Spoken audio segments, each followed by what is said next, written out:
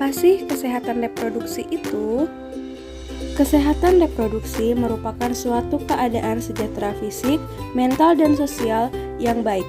Bukan hanya bebas dari penyakit atau kecacatan, tetapi juga sehat dari aspek yang berhubungan dengan sistem reproduksi, fungsi, dan prosesnya.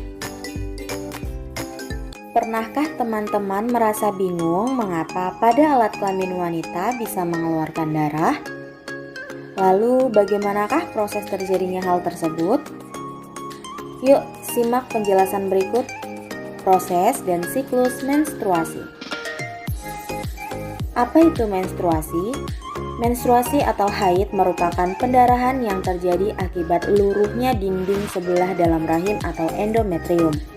Menstruasi terjadi ketika embrio tidak terbentuk.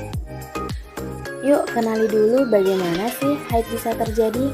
Dari gambar ini, bagian yang berbentuk bulat disebut dengan ovarium sebagai tempat penghasil ovum atau sel telur. Bagian ini oviduk atau tuba falopi, tempat bertemunya sperma dan sel telur jika terjadi pembuahan. Bagian ini disebut dengan vagina. Sedangkan bagian yang sempit ini adalah serviks atau mulut rahim. Bagian yang paling besar adalah rahim atau uterus, di mana tempat bayi tumbuh saat ibu mengandung. Dinding ini disebut dengan lapisan endometrium yang memiliki banyak sekali pembuluh darah. Dinding ini jugalah yang nantinya luruh dengan sel telur saat menstruasi. Sel telur yang dihasilkan ovarium akan berjalan melalui tuba falopi. Jika bertemu sel sperma selagi berhubungan seksual, maka akan menjadi zigot atau calon bayi. Sedangkan jika tidak dibuahi oleh sel sperma, maka sel telur akan terus berjalan ke rahim. Ovum akan menempel pada endometrium dan saat rahim berkontraksi akan luruh bersama dengan dinding endometrium yang banyak sekali pembuluh darahnya. Nah, peristiwa tersebutlah yang disebut dengan menstruasi atau haid.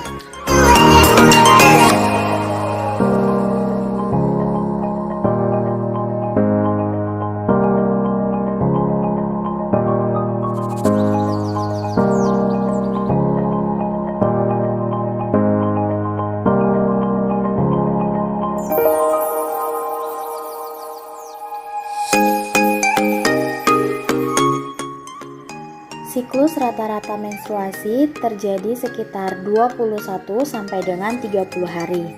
Namun, tidak semua wanita memiliki siklus yang sama. Ada yang mencapai 21 hari, ada pula yang mencapai 30 hari. Siklus menstruasi dikendalikan oleh hormon-hormon reproduksi yang dihasilkan oleh hipotalamus, hipofisis, dan ovarium. Fase siklus menstruasi. 1. Fase menstruasi. 2. Fase praovulasi. 3. Fase ovulasi. Dan 4. Fase pasca ovulasi. Fase menstruasi ini terjadi jika ovum tidak dibuahi sperma sehingga korpus luteum menghentikan hormon estrogen dan progesteron. Turunnya kadar estrogen dan progesteron menyebabkan lepasnya ovum dari endometrium yang disertai dengan robek dan luruhnya endometrium sehingga terjadi pendarahan. Fase ini berlangsung kurang lebih 5 hari. 2. Fase praovulasi. Fase ini disebut juga dengan fase proliferasi. Pada fase ini, hormon pembebas gonadotropin yang dikeluarkan hipotalamus akan memicu hipofisis untuk mengeluarkan FSH. FSH adalah follicle stimulating hormone yang memicu pematangan folikel dan merangsang folikel untuk mengeluarkan hormon estrogen. 3. Fase ovulasi. Ovulasi terjadi pada hari ke-14. Peningkatan kadar estrogen menghambat pengeluaran FSH, kemudian hipofisis mengeluarkan LH atau luteinizing hormone. Peningkatan kadar LH merangsang pelepasan sel telur yang matang dari folikel di dalam ovarium. Peristiwa ini disebut ovulasi. 4. Fase pasca ovulasi. Folikel the graft atau folikel matang yang telah melepas sel telur akan berkerut dan menjadi corpus luteum. Corpus luteum mengeluarkan hormon progesteron dan masih mengeluarkan hormon estrogen, namun tidak sebanyak bentuk folikel.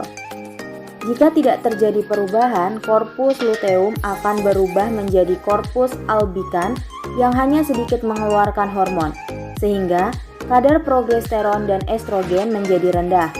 Keadaan ini menyebabkan terjadinya menstruasi. Demikian seterusnya. Ciri-ciri menstruasi tidak normal. Pertama, menstruasi datang terlambat. Kedua, kram yang cukup intens.